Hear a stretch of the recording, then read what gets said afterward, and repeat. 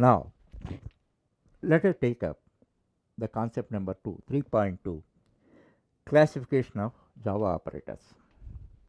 Already I explained to you, an operator is either a symbol or a word which performs either mathematical or logical operation to perform a specific task which acts upon either 1, 2 or 3 operands.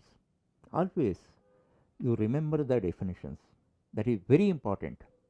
Definition covers all the features of any element.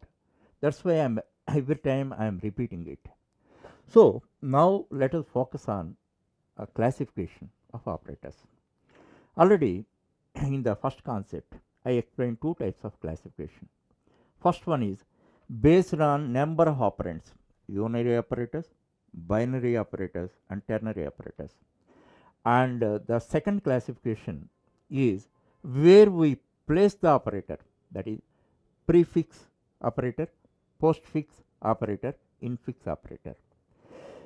Because of these two classifications, we cannot understand anything. There is no special benefit and all that. In order to study the features and functionalities of every operator, we have to classify them according to their functionalities. So, then only we can take up every group and then we can study their features and functionalities in a specific manner. Okay.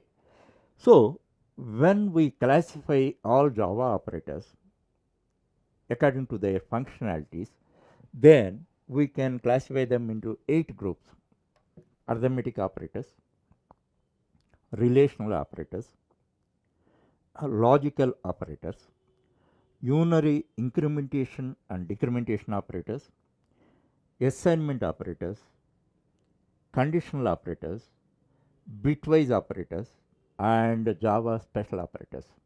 Totally 8 groups. Once again I repeat: arithmetic operators, relational operators, logical operators, unary incrementation and decrementation operators, conditional operators, assignment operators, bitwise operators and Java special operators.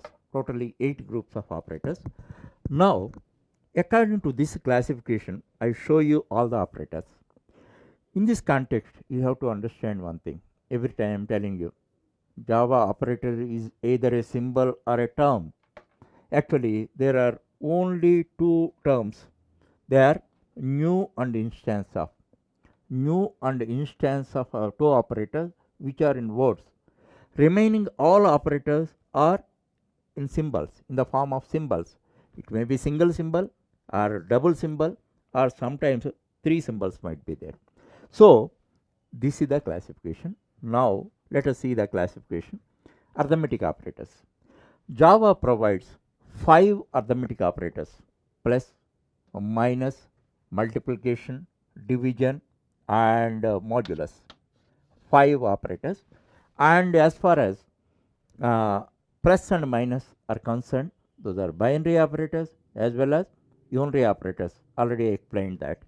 The two operators enjoy dual status. Okay. Thereafter, relational operators. Relational operators greater than or equal to, less than or equal to and not equal to. Okay.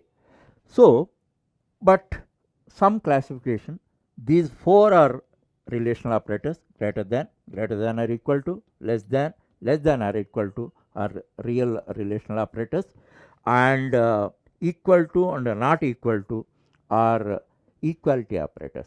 Equal to or not equal to. So, equality operators, that classification also you remember. However, generally these are called relational operators. Thereafter, logical operators. Logical. Here in C, C++ you can find 3 only. This is and, logical or and logical not. Java provides 3 more. This is single symbol. Actually, these are conditional logical operators. These are Boolean logical operators. In the forthcoming topic, I will explain in detail. Here, single symbol.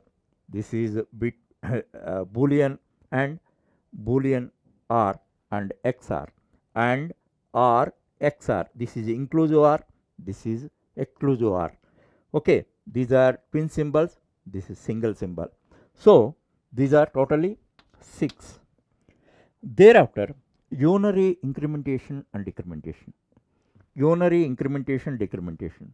These can be used in dual status. What is that? Post incrementation, pre incrementation. Post decrementation, pre decrementation. So depending on their functionality or usage, there are 4, actually 2, but depending on the functionality, we can count them as 4. Thereafter, assignment. Assignment operator means only one. This is the assignment operator. Very frequently in all statements we use, most statements we use. And there are compound assignment operators, and these are twin symbols: plus equal to, minus equal to, multiplication equal to, by equal to, modulus equal to. Thereafter, these symbols logical and equal to, or equal to, XOR equal to. Thereafter, bitwise right shift, zero fill, and left shift. So these are compound assignment operator. These are 1 plus 12.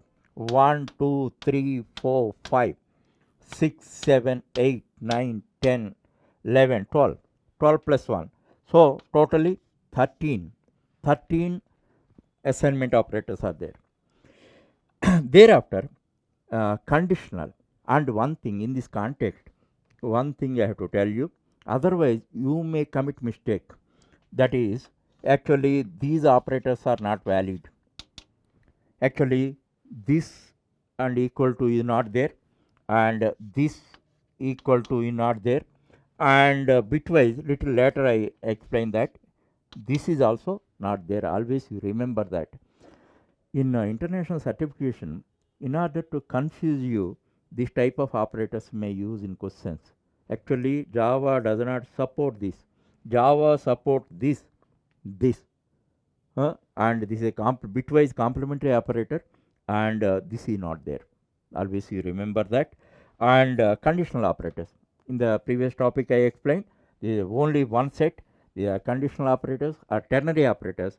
They act upon 3 operands. This is 1. Okay. Thereafter, bitwise. Actually these operators are meant for acting upon the bits. So complementary operator, bitwise and bitwise OR, bitwise XOR, exclusive OR, bitwise inclusive OR, bitwise exclusive OR, bitwise right shift, bitwise right shift zero fill, and bitwise left shift. These are totally 1, 2, 3, 4, 5, 6, 7. 7 operators. Okay. Finally, certain operators are unique for Java. They are in words also, new and instance of. New and instance of 2 operators, and the square brackets for arrays we use. These are 3 operators. So in this manner, first you must remember all the operators, and which operators are not supported by Java also we should remember. As a part of this concept, I have to explain one relevant concept, that is operator overloading.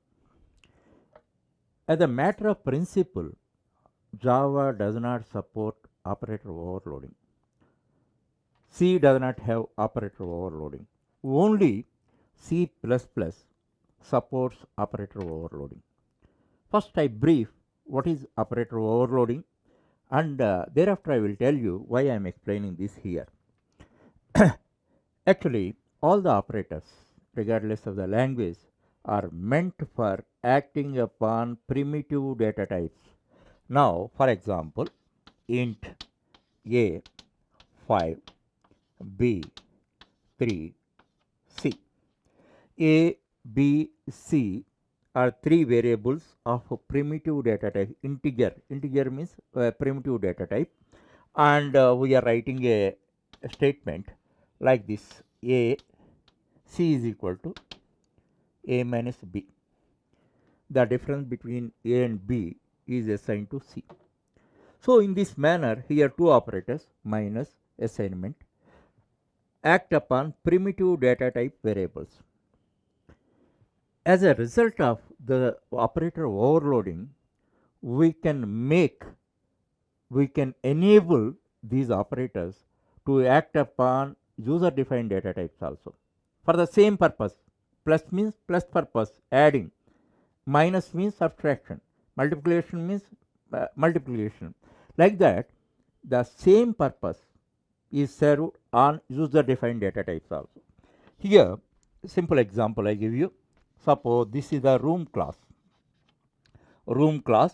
and we are defining three objects R1, R2, R3. Now, as a result of operator overloading, now what type of statements we can write? R1 plus R2. Actually, these are primitive data type variables. This is user defined complex variables. On that also, in the similar manner, suppose here in this case also, let us say plus. So similarly we are using as a result of operator overloading. Of course, here it is irrelevant because Java, as a matter of principle, it does not support operator overloading. But why I am explaining here, indirectly, Java in few cases it uses operator overloading. That means one operator originally meant for one purpose is used for other purpose. That I show you. Now system out println statement, SOP. Then in that, suppose I have written two strings, Java plus all clear. Now two strings I have created. Here in between I have written plus. You know the purpose of plus. This is a addition operator on primitives, but it acts upon this two strings user defined data type, and for addition means is joining, concatenation of this thing. Here not only strings, you can write integer constants, you can write floating point constants, you may write variables also. For joining two strings and all that, the plus operator is used. So originally plus operator is created for making addition, but here it joins two strings also. Okay, this is one exception. It does not talk about operator overloading. This is nothing but operator overloading. Okay, in the similar manner, already I explained to you, plus and minus. Plus and minus, originally those are binary operators. Even though they are acting as unary operators also. So they enjoy dual status as a binary operator like this, and as a unary operator like this. And one more exception is also there. Actually, already I explained to you, as part of logical operators, Boolean logical operators and or inclusive or exclusive or. These are originally bitwise operators, bitwise and bitwise or bitwise XOR. These are used as Boolean logical operators. So dual status they are enjoying and all that. In this way, indirectly, without talking about operator overloading, Java in very few cases it implements operator overloading. Not only operator overloading, few other concepts also, Java never talk about them explicitly, and indirectly and silently it implements it. That point you have to remember. This is because this is a peculiar point. That's why I am drawing your attention specially toward this point. Just remember it.